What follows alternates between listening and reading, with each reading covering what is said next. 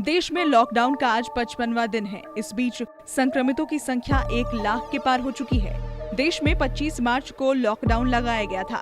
अगर ऐसा नहीं होता तो देश में कोरोना की रफ्तार काफी तेज होती और संक्रमितों की संख्या 50 लाख के पार होती। लॉकडाउन से ठीक पहले संक्रमण के मामले हर 4 दिनों में दोगुने हो रहे थे।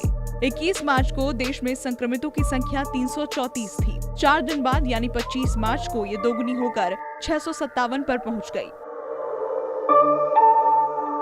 अगर इसी आंकड़े यानी 4 दिनों में मामले दोगुने होने के आधार पर 25 मार्च से 18 मई तक का कैलकुलेशन करते हैं तो हैरान कर देने वाले आंकड़े सामने आते हैं।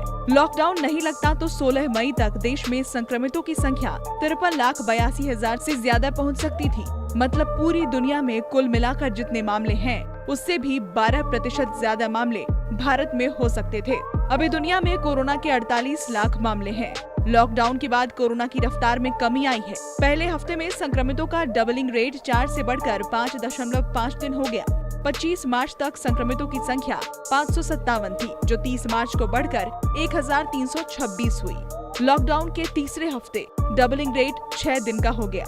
25 मार्च से 14 अप्रैल यानी 21 दिनों के लॉकडाउन में संक्रमण के 10,914 मामले सामने आए। लॉकडाउन के दूसरे फेज में केंद्र सरकार ने लोगों को कई छूट दी। लोगों के घरों से निकलते ही इसकी रफ्तार तेज हो गई। इन 18 दिनों के लॉकडाउन में 31,293 नए मामले सामने आए। सरकार ने लॉकडाउन फेज 3 में थोड़ी और रियायतें दी तो मामले भी उसी तरह से बढ़े। लॉकडाउन फेज 3 के 14 दिनों में संक्रमण के 53,359 नए मामले सामने आए। देश में संक्रमण के चलते अब तक 3,000 से ज्यादा लोगों की जान जा चुकी है। 11 मार्च को देश में पहली मौत कर्नाटक में हुई। इसके बाद 24 मार्च तक 10 लोगों की जान चली गई। इसके बाद 21 दिनों के लॉकडाउन के पहले फेज यानी 14 अप्रैल तक 396 लोगों की मौत हुई। 18 दिनों के लॉकडाउन के दूसरे फेज में 3 मई तक ये आंकड़ा 1000 पार करके 1463 तक पहुंच गया। अब 14 दिनों के लॉकडाउन के तीसरे फेज में मौतों की संख्या बढ़कर 3039 हो गई। हालांकि भारत में कोरोना से होने वाली मौत का ग्राफ अन्य देशों की तुलना में कम है। भारत में 3.3% डेथ रेट है, जबकि अमेरिका, स्पेन, इटली, फ्रांस जैसे देशों में ये आंकड़ा कहीं ज्यादा है।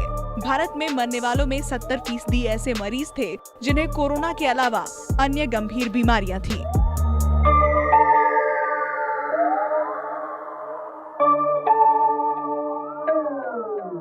सब्सक्राइब करें हमारा YouTube channel the Sunday headlines. Bell button दबाएं और नोटिफिकेशंस पाएं।